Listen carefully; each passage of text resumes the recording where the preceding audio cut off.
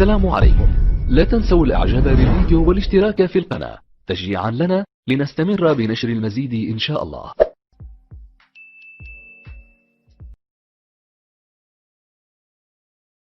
Support that claim. So it's not just a frivolous claim made by Muslims because we love our religion and we're biased, but even if you look at academics who are not Muslim, you know, Angelica Neuwirth from Germany or whatever, you know, they regard through the academic, and she's a professor in the Arabic language, and much of her work is about the Quran. And there's no doubt in her mind that it's the same author, not different hands, haven't touched it, and in fact that it is preserved. So it's not even a claim that we make on behalf of Islam or on behalf of Muslims. Of course, that doesn't necessarily make it correct, the fact that something is preserved, right? But that's a different discussion and a different perhaps argument that we can get into. But preservation and its authorship being one is not really contested, to be honest. There may be people who come up with their own theories, but you won't find those within renowned academic circles. They tend to be evangelical circles who come up with statements and come up with sort of spurious evidence that they think is evidence. And I think that's the major difference between the Quran and many of the other scriptures, really, that we see. You know, where are you from? You said you're from England. England. I'm not everyone walked. So one of the reasons I walked over, so you're comparing all of these religions, and so obviously I'm going to say on me, but you're talking from point of Islam. Yes. Would you not say that this sort of might not be helpful because it shows all the similarities? So it shows that maybe it's not that unique, or it doesn't. How do you? It's just I don't get how this is helping showing how similar it is. Well, the thing is, you see, when something is not unique or different, there are certain potential reasons as to why those similarities may exist. One of those could be rationally that they've copied one another. That's a rational possibility. But the other one could be that the source was the same for all of them. Do you see my point? So where we have this propensity, even in remote tribes in the Amazon or whatever, to find something to focus on, to worship, we do find this everywhere, all over the world, right? So we have to ask the question, you know, where does this innate predisposition come to recognize something greater than what they were, you see? And could it be that the source actually was the same? You know, the same God that sent messages to all of these people. Yeah, but we believe, in fact, in Islam, that Allah does not Allah does not punish a people until He sends them a warner. So we believe that everyone has received a warner, has received a guide. Now obviously over time that message can be lost, it can be diluted, it can be changed, it can be corrupted. And I think we can actually see how often these things have happened. So for example, if you look at Hinduism, actually in the oldest, most sacred Vedas, the oldest scriptures of Hinduism, God is one, God is absolute, God is eternal. There are no statues, there are no images of God. Nothing else warrants your love or your attention or your submission except for the one and only God. But when we look at how it's transformed, now we have idols of elephants and of cows have become sacred, and you can bow to this and bow to that. And you see, and their argument is very similar to the argument that the pagans of Arabia before Islam came, they made the same argument. And they said, God is too holy, we cannot approach God directly, so we approach God through these, through these other intermediaries. And this is exactly what the pagans said to the Muslims when Islam first came into Arabia, which is that we're not worshipping these idols. We're worshipping Allah because they had the name Allah before even Islam was presented to them. Right? They said that we submit to Allah, the creator of the worlds, the heavens, the universe, but these are our intermediaries. And this is what many faiths, like you said, Christianity, you know, they say, oh, we don't worship Jesus, We don't worship Mary. But if you're standing in front of a statue and you're asking Mary or you're asking Jesus, then I would humbly say that you've... Churches, the Catholics do. Yeah, of course. Yes, of course. Mary in them as well. Yes, of course. So with wait, Jude... they're talking to the pagans. So before that, the Muslims come along, what happened to the pagans? Would they, when they die, and to their soul, would they go to hell before Muhammad came? Well, we have some explicit statements which say that a person who associates partners with Allah and does not attain forgiveness, for them is hell. So do you punishment of hell. You have to believe in Allah to not go to hell? We believe that Allah has placed a predisposition in everybody's hearts, in all of creation. And in fact, even somebody who is not exposed to Islam or the name Allah, as long as he acts upon his predisposition to recognize the Creator, which is what we do find, in fact, in very remote tribes as well, right? That they recognize something much greater, far greater than themselves. And as long as they live in accordance with their fitrah, their predisposition, so they know intrinsically it is wrong to kill, it's wrong to steal, it's wrong to rape. They know something in their heart, there's a trigger. If they act upon that, then for them is paradise. But if you receive the message of Islam, and you are convinced of its truth, and then you openly deny it, then you're accountable. But if of course the speaker, like myself, is an amateur and he doesn't, and he perhaps says things that are wrong, and you think, oh, that sounds a bit, I'm not really interested, that's all wrong to me, or whatever it is, and you're not convinced, then there's still some room for, hopefully, in the future. Do you understand what I'm saying? And I think that makes sense as well, because if the God that created you, sustained you, and now you recognize in your heart that indeed that God exists, and that this is what he wants me to do, and then you deny it, I think you can argue that that's open transgression, open denial of the truth, right? I mean, what do you believe? I mean, I think the point I'm getting at is I believe everyone here, their religion is only based on history and geography.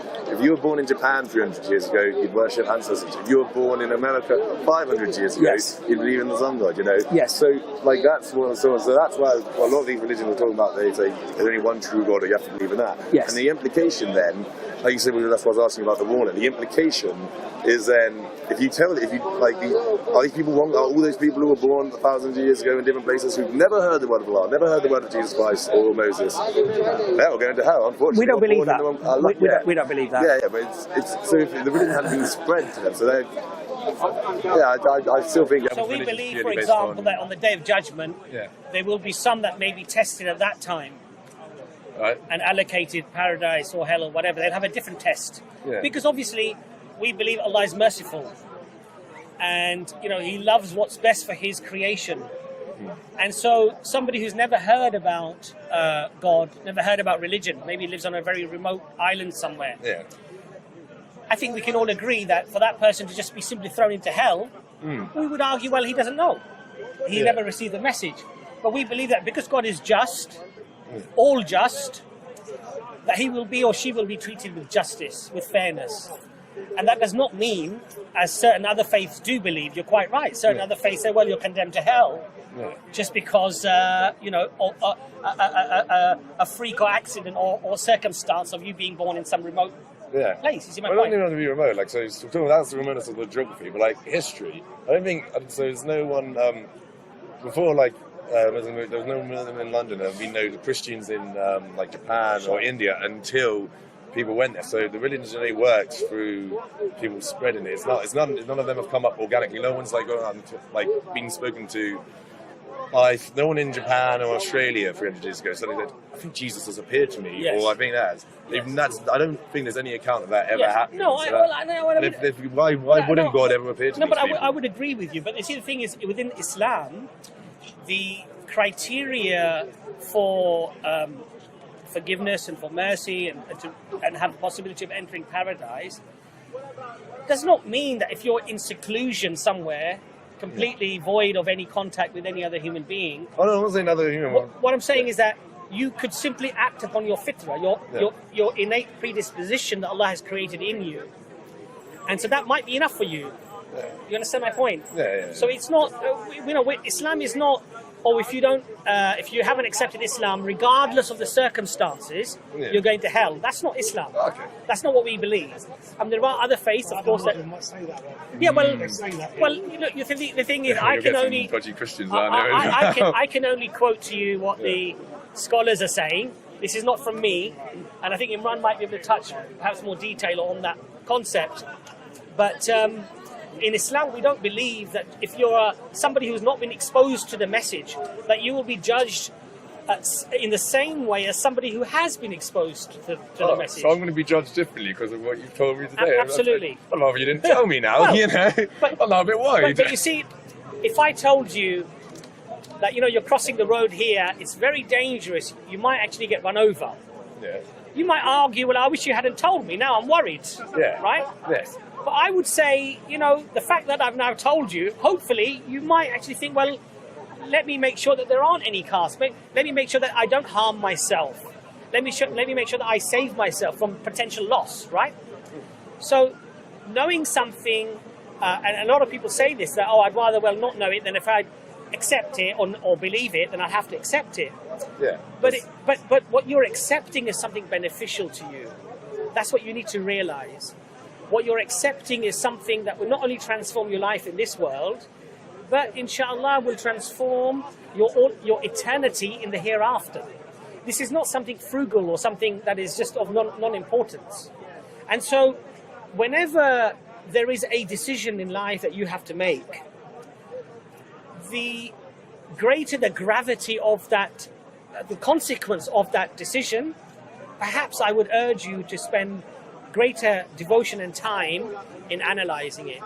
Now you see, you made a comment that a lot of these religions have existed because of the history, and if you hadn't been born in Japan, or you hadn't been born in India or Pakistan or Middle East or whatever, then you wouldn't have followed those religions. And of course there is a truth to that. But that in itself does not falsify that the message could have been true. Do you see my point? In other words, in its core teachings, this oneness of God, this being a good person, being a just person, being an honest person, a decent human being, could have well been the same message that was revealed to everybody. And so that's why they decided to follow it. Now, of course, recently throughout history over the last few thousand years or whatever, many of those messages we can analytically, empirically analyze to have transformed and changed over time. But the beauty, as I said to you about the Quran, is that it doesn't change. That it doesn't change. And that and Allah promises in the Quran that we shall guard it from corruption, because it's the final message to mankind, to humankind. Allah promises its preservation, and if one contemplates about that, in itself is a miracle. I tell you why. Because what text today do we have? Over 1,000 years old, often that was transferred and transformed, and so not transformed, but presented to society, often orally, because books were expensive, parchment was very expensive. And even then, the preservation is down to, if an imam in the mosque reads a letter that's mispronounced, even a 10-year-old child will correct him. A mispronounced letter, he'll be corrected. Not u. And not only that, but even the letters where they are stretched or shortened. So the hamza might be a. And if you add a mud on the top and an alif, it'll be a.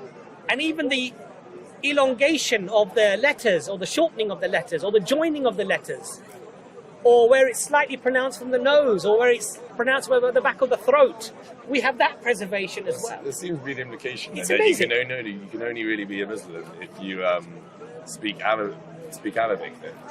I don't speak Arabic. You don't speak Arabic. How do you read the Quran then? I can read the Quran. I've got a translated version of the Quran, but because they tried to be a very true translator, it's very difficult to read. I've got a good one, which is called the Clear Quran, which is very recently been published. And one of the things that the translator did is that he tried to actually translate the meaning rather than a direct translation. Because in English, if I said to you, "Give me a light," it would mean that I want my cigarette or my cigar lit, right?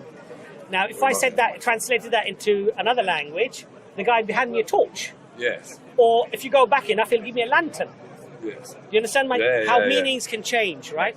So what the Clear Quran, what he's done is that he's decided to not just translate it directly word for word, because sometimes the meaning changes. He's decided to get the actual meaning. So I find that as a very good translation. Oh, so the Clear I still think some people might argue that it is a bit of a perversion. Well, it's not like, maybe not perversion, that's the wrong term, but it is like a bit of a twisting of the truth. What's important is when you read the Quran that you are able to absorb the intended meaning of those verses. You see, otherwise... So it's not to be taken literally? No, you misunderstand what I'm saying. If you're an Arabic reader and you're reading Arabic and you're an expert within classical Arabic, then you should take the meaning directly from what it's saying, because you know the context, you know how the words are used, and you know what the historical meaning for those terms were.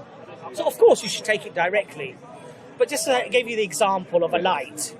You know, I mean, if I say to you, if I say now translate that to another language, and the guy has said, "Oh, that means that he gave him a lantern," well, you've clearly misunderstood what was being. You see my point there? So it's not about, if I'm going to read the Arabic, I'll read it exactly how the Arabic is. But if I'm going to try to understand what the Arabic means, I want to know what it's talking about, right? Not just a direct translation, otherwise you get misguided. You won't know what's going on, right? So, have you looked into Islam at all, or you? No. Have you researched religion, or? I mean, do you believe in a God, or are you agnostic or atheist, or? إن أعجبك الفيديو لا تنسى الإعجاب والاشتراك في القناة.